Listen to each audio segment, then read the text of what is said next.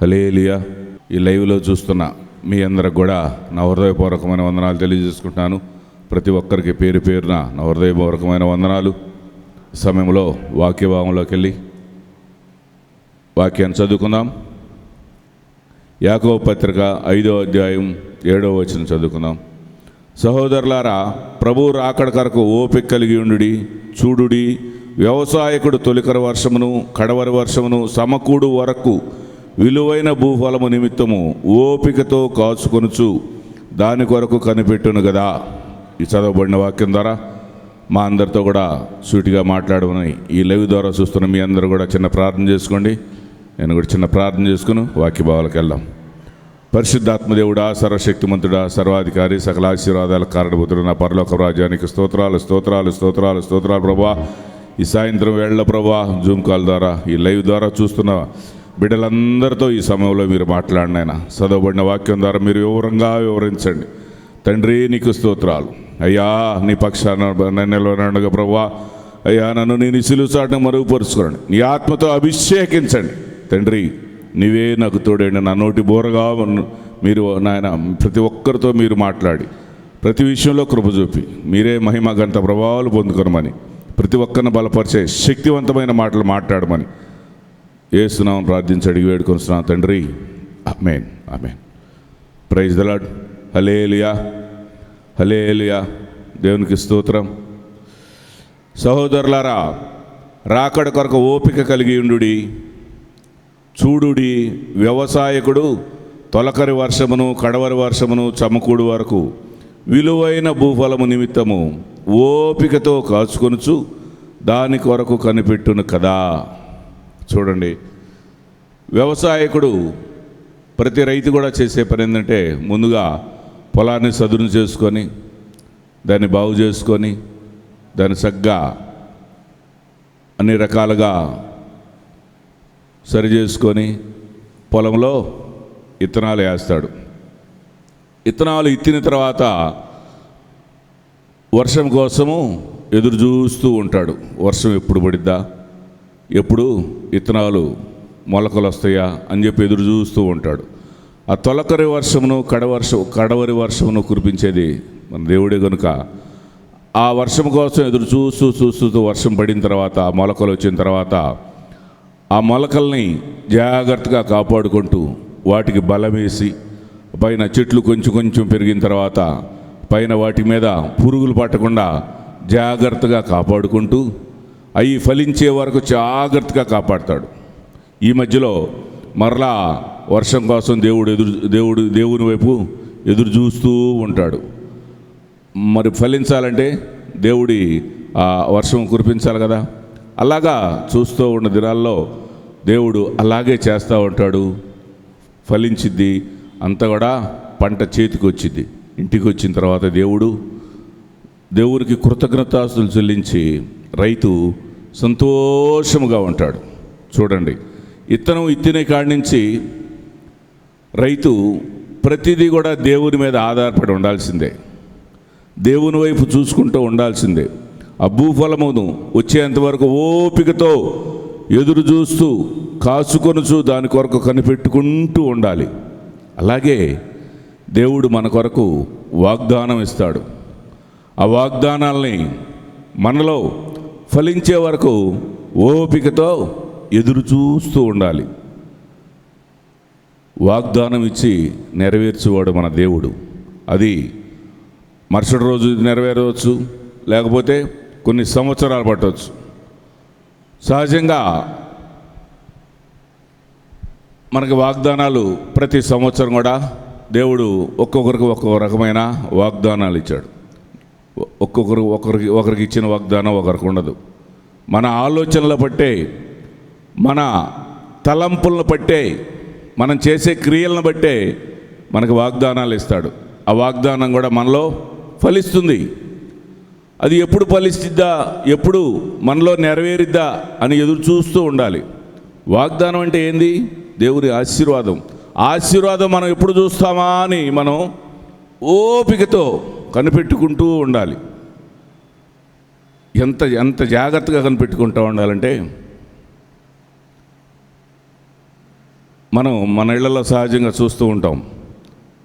గర్భిణీ స్త్రీని చూడండి, కొన్ని నెలలు 5 నెలలు 6 నెలలు 7 నెలలు వచ్చిన దాకా చాలా జాగ్రత్తగా ఉంటారు. అప్పుడు ఇకన ఆ గర్భిణీ స్త్రీలో బాధలు మొదలవుతూ ఉంటాయి. ముఖం ఉబ్బటం, కాళ్ళు వాయటం, చేతులు వాయటం, నడుము నొప్పులు రావటం, రకరకాలుగా పొట్ట బరువెక్కటం, ఇట్లా రకరకాల బాధలు ఉంటాయి. ఈ బాధలన్నీ భరించలేము. ఇక నా వల్ల కాదు, 6 నెలలు 7 నెలలు అయిపోయింది, ఇక నా వల్ల కాదని డాక్టర్ దగ్గర పోతే డాక్టర్ ఏమంటాడు?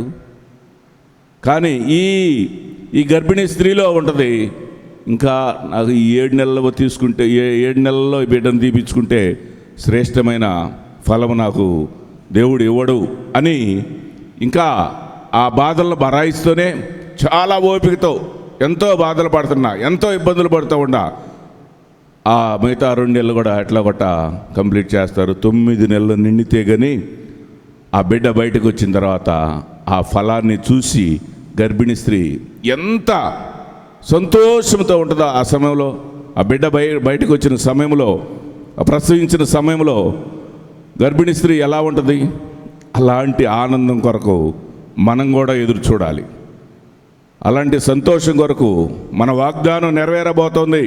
ఈ వాగ్దానం ఇచ్చిన తర్వాత మనకు అనేక రకమైన మనం రైతు అయితే వర్షం కోసం ఎలా ఎదురు చూస్తాడో, మొక్క మొలిచిన తర్వాత కొన్ని తుఫాన్లు వస్తాయి, వాయుగుండాలు వస్తాయి, అల్పపీడనాలు వస్తాయి, రకరకాలుగా వస్తూ ఉంటాయి. వీటన్నిటి తట్టుకునే శక్తి ఆ మొక్కకి ఉంటుంది. ఆ మొక్కకి ఇస్తాడు దేవుడు. ఎప్పుడు? నీ క్రియలను బట్టి, నువ్వు చేసే పనులను బట్టి, నువ్వు చూసే ఆ ఫలములను బట్టి దేవుడు నీకు కూడా వాగ్దానం నెరవేరుస్తూ ఉంటుంటే, ఆ వాగ్దానం నెరవేరాలంటే కొన్ని టెస్టింగ్లు ఉంటాయి, కొన్ని ఆలోచనలు ఇస్తాడు దేవుడు. సైతాను కూడా అనేక రకాలుగా శోధించింది. ఆ శోధనలో కూడా ఒక విజయాన్ని పొందుకుంటూ ఉండాలి.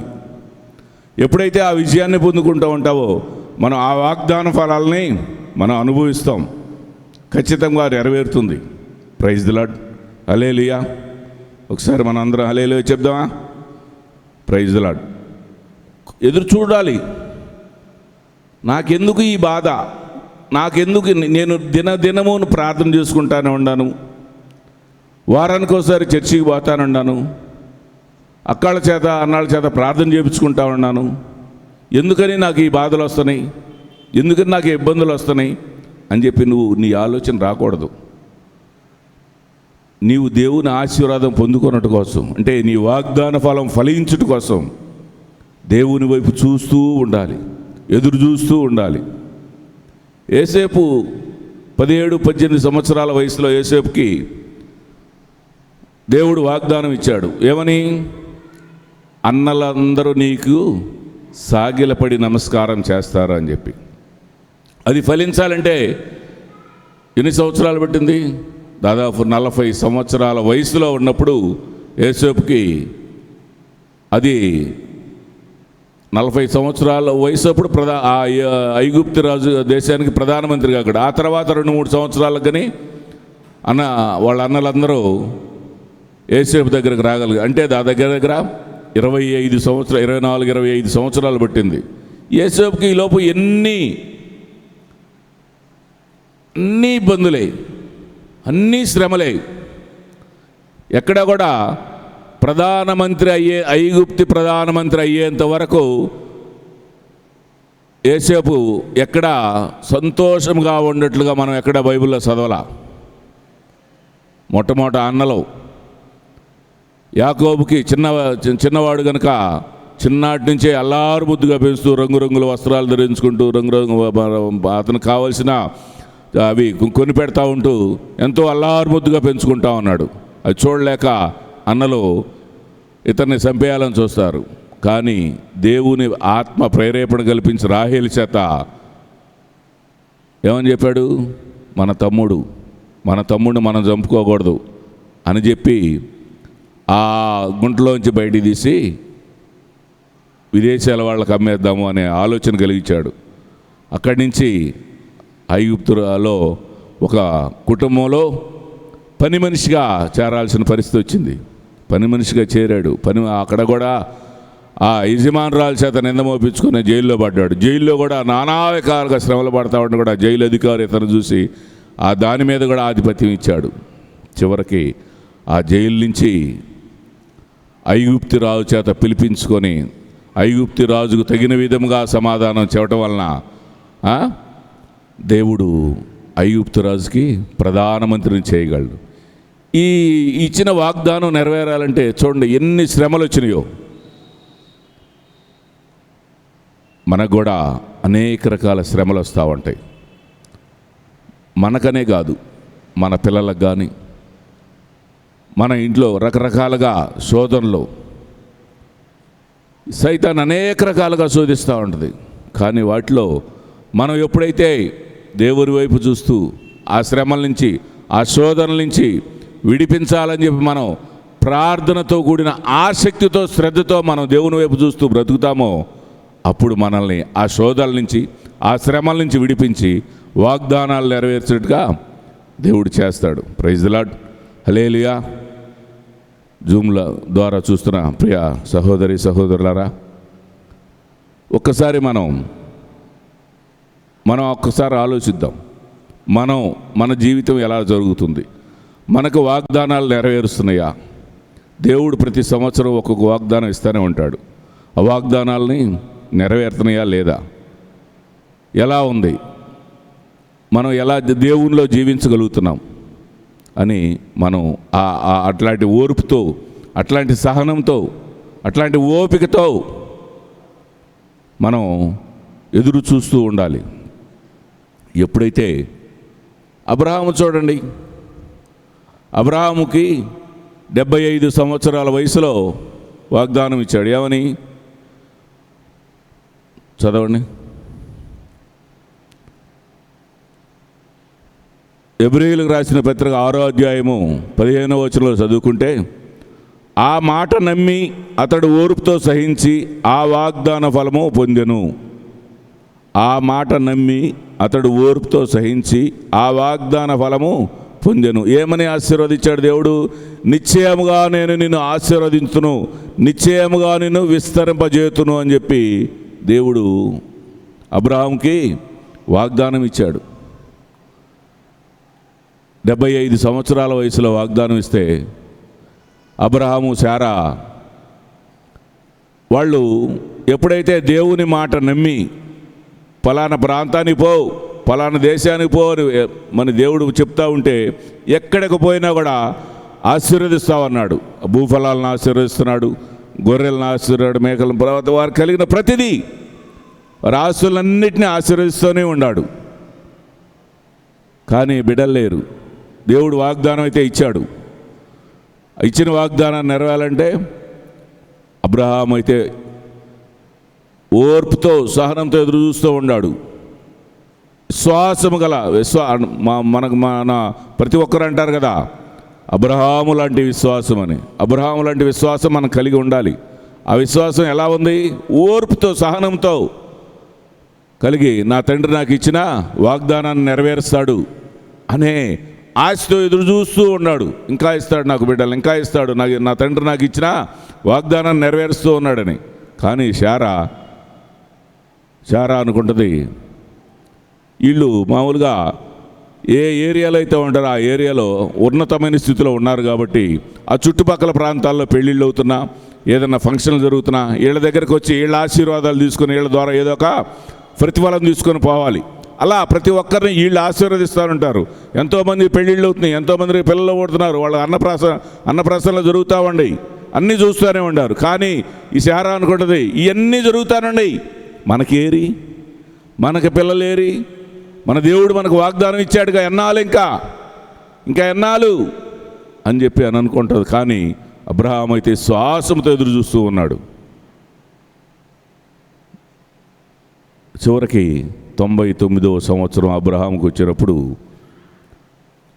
ఇస్సాకుని ప్రతిఫలంగా దేవుడు బహుమానంగా ఇచ్చి వాగ్దానాన్ని నెరవేర్చుకున్నాడు. చూడండి ఎన్ని సంవత్సరాలు పట్టింది. ఈలోపు ఎన్నో కార్యాలు వీళ్ళు చూస్తూనే ఉన్నారు. కానీ అబ్రహాం అయితే ఆ ఓర్పుతో ఆ సహనంతో చూస్తూనే ఉన్నాడు. చూడండి, మనం ఆ ఓర్పు ఆ సహనము కలిగి ఉండాలి. అప్పుడే మనలో ఆ ఆశీర్వాదము ఆ ఫలముల్ని మనము అనుభవిస్తాం. ప్రతిదినము ప్రార్థిస్తూ మనలో ఆ ఓర్పు ఆ సహనము కావాలంటే ప్రార్థన అవసరం. ప్రార్థన ఎక్కువగా గడుపుతూ ఉండాలి. సైతాను శోధనలోకి మనం ప్రవేశించుకుంటున్నట్లు మనం ప్రార్థనలో ఎక్కువగా ఎప్పుడైతే గడుపుతామో ఆ సైతాను మన మీద ఆ ప్రభావం ఏమీ పనిచేయదు. ఖచ్చితంగా చెప్పగలం ఈరోజు నేను. ఎప్పుడైతే మనం ప్రార్థనలో దేవునితో పెనుగులాడుకుంటూ మనం బ్రతకాలని ఆశిస్తామో అప్పుడు మనకిచ్చిన వాగ్దానాలను కంపల్సరీ ప్రతిదీ తూచా తప్పకుండా నెరవేరుస్తాడు మన దేవుడు. హల్లెలూయా, ప్రైజ్ ది లార్డ్. ఈ యాకోబు పత్రిక 5వ అధ్యాయం 9వ వచనం చదువుకుంటే, సహోదరులారా, మీరు తీర్పు పొందకుండా నిమిత్తము ఒకరి మీదనొకడు సనగకుడి. ఏమనంటున్నాడు? ఒకరి మీదనొకడు సనగకుడి. మనం ఎదుటి వాళ్ళ మీద అతను ఎన్నో రకాల మనకు వ్యతిరేకమైన పనులు చేయొచ్చు. అలాంటప్పుడు మనం సనుక్కోకూడదు, అతని మీద మనం కోప్పడకూడదు. మనం అనేక రకాలుగా చూస్తూ ఉంటాం. మన పక్కింటి వాళ్ళు ఏదైనా చేశారంటే వాళ్ళ మీద మామూలుగా ఉండదు, ఒక పెద్ద యుద్ధం జరిగినట్టే అవుతుంది. నేను పత్తి వ్యాపారం చేసే కొత్తల్లో, కొంచెం వ్యాపారం చేసే రోజుల్లో పొద్దున్నే పల్లెటూర్లకు వెళ్ళటం అలవాటు కదా. పొద్దున్నే వెళ్తేనే రైతులందరూ ఇళ్ళకా ఉంటారు. తెల్లవారుజామునే వెళ్తాం. ఒక ఇంటికి వెళ్ళి పత్తి చూసి బయటకు వచ్చా. ఒక ఆమె చీపిరి పట్టుకొని ఊడుస్తూ ఉంది.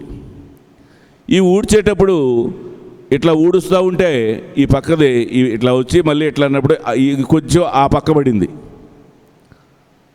ఇద్దరు అన్నలదమ్ములే, తోడుకోడళ్ళే. ఆమె వచ్చి, ఏయ్ ఏంటిది నా స్థలంలో కూర్చావు అంది.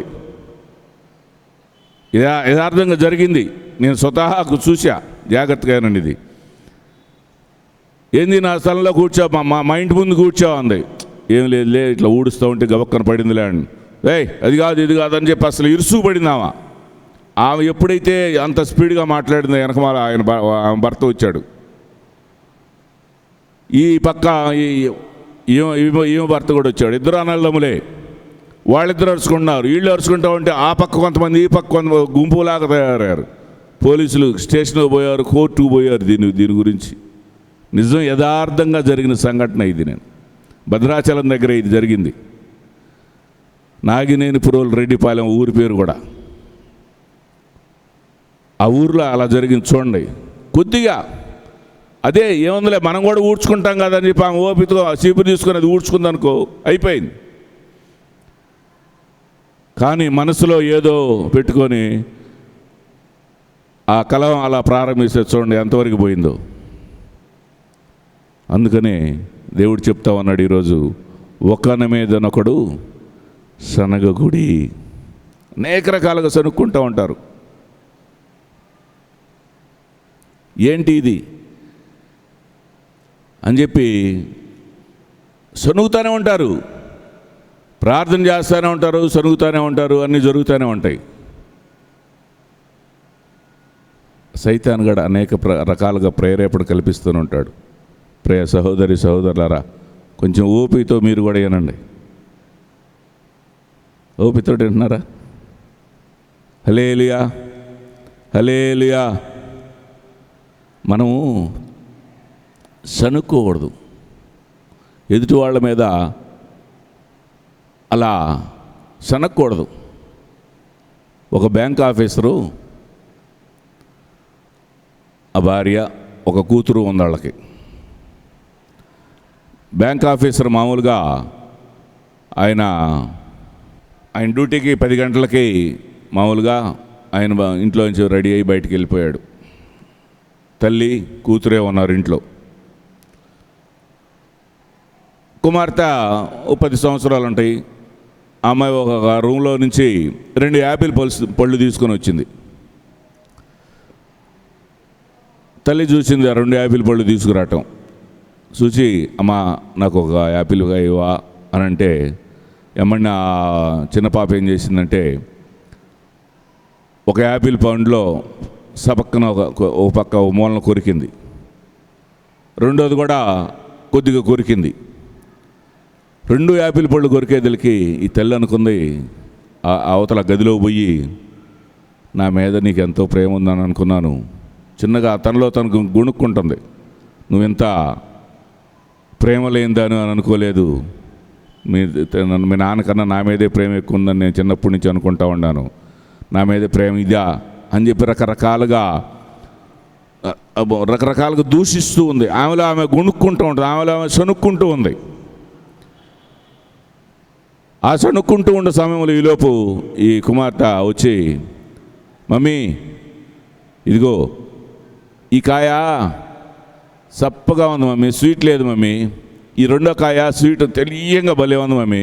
నీ ఈ 2 కాయల్లో నీకు ఏదైతే బాగుంటుందో టేస్ట్ చూసి మంచి కాయ ఇద్దామని చెప్పి నేను 2 కొరికాను. ఇదిగో ఈ 2 కాయ బాగా స్వీట్గా ఉంది మమ్మీ, ఈ కాయ తిను మమ్మీ నువ్వు అని చెప్పి ఆ కాయ ఇస్తే ఆ తల్లి నోటెమ్మట మాట రాలా, కళ్ళమ్మ నీళ్ళు వస్తున్నాయి. అమ్మా నా మీద నీకు ఇంత ప్రేమ ఉందా?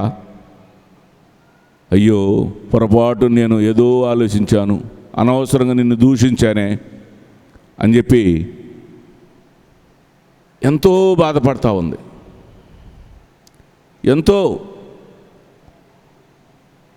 చూడండి, ఒక 5 నిమిషాలు ఓపిక పట్టిందనుకో, ఏముందలే సరే తింటే తిన్నైలే, పిల్ల మన కూతురే కదా 2 కాయలు తింటే తిన్నైలే అని అనుకొని మెలకుండా ఉందే అనుకో, ఏమన్నా ఆ ఫలం అసలు ఎంత ఇదిగా ఉండేది. దేవుని ఫలాలు కూడా అంతే ఉంటాయి. నీవు దేవుని ఫలాలు అనుభవించాలంటే ఓపిక కలిగి ఉండాలి, ప్రశాంతత కలిగి ఉండాలి, ఓర్పు కలిగి ఉండాలి. చూడండి, ఒక్కొక్కసారి ఎన్నో రకాల సంఘటనలు జరుగుతూ ఉంటాయి. అట్లాంటి ఓర్పును మనం కలిగి ఉంటున్నామా? ఇంకా ఓర్పు అని మనం మనం బైబిల్ గ్రంథంలో పోతే యోబును చూసుకోవచ్చు. యోబు గ్రంథము 13వ అధ్యాయం 15వ వచనం చదువుకుందాం. ఇదిగో ఆయన నన్ను చంపినను నేను ఆయన కొరకు కనిపెట్టుచున్నాను, ఆయన సన్నిధిని నా ప్రవర్తన న్యాయమని రుజువుపరుతును. ఏమంటున్నాడు ఇక్కడ యోబు? ఇదిగో ఆయన నన్ను చంపినను నేను ఆయన కొరకు కనిపెట్టుచున్నాను, ఆయన సన్నిధిని నా ప్రవర్తన న్యాయమని రుజువుపరుతును. యోబు దేవుని దృష్టిలో యథార్థవంతుడు, న్యాయవంతుడు. యోబుని గురించి దేవుడే సాక్ష్యం ఇస్తాడు సైతానికి. కానీ ఒక్క దినములోనే యోబుకున్న బిడ్డలను కానీ ఆస్తిని కానీ సమస్తము, ఇంటిని కూల్చేసి బిడ్డలు కూడా దాని కింద పడి చనిపోయేటట్లుగా సమస్తము ఒక్క రోజులోనే, కొన్ని గంటల్లో సమస్తము సర్వనాశనం చేస్తాడు. చివరికి యోబుకు కూడా ఆరోగ్యం క్షీణిస్తూ ఉంటుంది. మరి ఘోరమైన ఆ చర్మాన్ని పెంకుతో గిల్లుకునేంత ఘోరమైన ఆ వ్యాధిని కలుగు చేస్తాడు దేవుడు. అయినా ఇన్ని బాధలు బరాయిస్తూ ఉండ కూడా యోబు ఏమన్నాడు? నా దేవుడు నాకు ఇచ్చాడు, ఆయనే తీసుకున్నాడు, మరలా నాకు ఇస్తాడు అని అన్నాడు. ఒక పక్క భార్య దూషిస్తూ ఉంది. ఏమంది ఒక భార్య? అనేక రకాలుగా ఉంది. కానీ బైబిల్లో ఒక మాట రాసి ఉంటుంది, ఇప్పటికైనా నువ్వు దేవుని దూషించి చనిపోరాదా?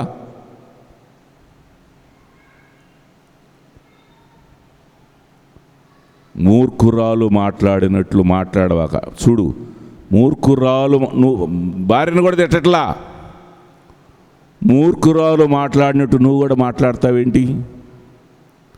మూర్ఖురాలు మాట్లాడినట్టు నువ్వు కూడా మాట్లాడతావేంది అన్నాడు. భార్యను కూడా ఇక్కడ తిట్టలా. చూడండి యోబు ఎంత యథార్థంగా, ప్రభం ఎంత న్యాయంగా ఆయనకి దేవుడు అలా ఆలోచన ఇచ్చాడు, అలాంటి ధైర్యాన్ని ఇచ్చాడు. ఇక్కడ ఆయన ఏమన్నాడు? ఇదిగో ఆయన నన్ను చంపినను నేను ఆయన కొరకు కనిపెట్టుచున్నాను. చచ్చిపోయినా పర్వాలా, నేను దేవుని సన్నిధిలో ఉంటా. ఆస్తి అంతస్తులు ఏమవుతాం? పుట్టుకతోనే దిగంబరులుగా పుట్టాం, మరలా దిగంబరులుగా మనం దేవుని సన్నిధికి వెళ్తామనే ఆలోచనతో కలిగి ఉన్నాడు యోబు. ఆయన నన్ను చంపినను నేను ఆయన కొరకు కనిపెట్టుచున్నాను. అలా కనిపెట్టాడు కాబట్టే యోబు మరలా రెట్టింపు ఆశీర్వాదాలు పొందుకున్నాడు. ఉన్నదానికన్నా రెండింతల ఆశీర్వాదాలు పొందుకున్నాడు. మరలా ఆ వయసులో, వృద్ధాప్యం వయసులోనే యోబు కూడా బిడ్డలనిచ్చాడు. వాళ్ళంట ఈ ప్రపంచంలోని ఈ భూమి మీద అందరికన్నా కూడా సుందరమైన కుమార్తెలు, సుందరవంతమైన కుమారుల్ని ఇచ్చాడంట దేవుడు. ఎందుకని ఇచ్చాడంటారు? యథార్థంగా ప్రవర్తించాడు కాబట్టి, ఓపికతో ఎదురు చూశాడు కాబట్టి. అలాంటి ఓపిక మనలో ఉంటుందా? మన ప్రవర్తన జాగ్రత్తగా, మన ప్రవర్తనని జాగ్రత్తగా చూసుకోవాలి. మనకు అనేక రకాలుగా దేవుడు సైతాను ఆలోచనలు ఇస్తాడు. ఒక పక్క దేవుని ఆలోచనలు ఉంటాయి, ఒక పక్క సైతాను ఆలోచనలు ఉంటాయి. జాగ్రత్తగా గమనించి మనం ఈ దేవుని ఆలోచన, సైతాను ఆలోచన అని ఆలోచించి మరీ మనం మన ప్రవర్తనలో ముందుకు సాగిపోతూ ఉండాలి. ఎప్పుడైతే అలాంటి ప్రవర్తన, అలాంటి ఓపిక కలిగి మనం ఉంటామో దేవుడు మనల్ని ఆశీర్వదిస్తాడు, మన వాగ్దానాల్ని నెరవేరుస్తాడు. దేవుడు వాగ్దానం ఇచ్చి ఏది ఇప్పటివరకు ఈ వాగ్దానం నాకు ఇచ్చాడు నెరవేర్చలేదు అనటానికి ఆస్కారం లేదు. నాకు 15 సంవత్సరాల క్రితం ఒక వాగ్దానం ఇచ్చాడు. పాడైపోయిన పునాదులను మీరు మరలా తిరిగి బాగు చేసేదరు అని ఇచ్చాడు. అక్కడ ఆ వాగ్దానం నాకు ఇస్తే జనాలంతా అనుకున్నారు, ఈయనకే తినటానికి లేదు. ఏంటిది? ఈయనకే తినటానికి లేదు, ఈయన పాడైపోయిన పునాదులను బాగు చేస్తాడంట. చూడు ఏ విధమైన వాగ్దానం ఇచ్చాడు దేవుడు అని రకరకాలుగా అనుకున్నారు. కానీ వాగ్దానం ఇచ్చి నెరవేర్చే మన దేవుడు శక్తివంతుడు, సర్వశక్తివంతుడు. ఆయనకు అసాధ్యమైనది ఏది లేదు అని రుజువుపరచగల శక్తిమంతుడు, సమర్థుడు మన దేవుడు. హల్లెలూయా, హల్లెలూయా. ప్రియా సహోదరి సహోదరులారా, గమనించండి, వాగ్దానం అనేది మన ప్రార్థనతో కూడిన ఫలంతో ఇమిడిపోయి ఉంటుంది.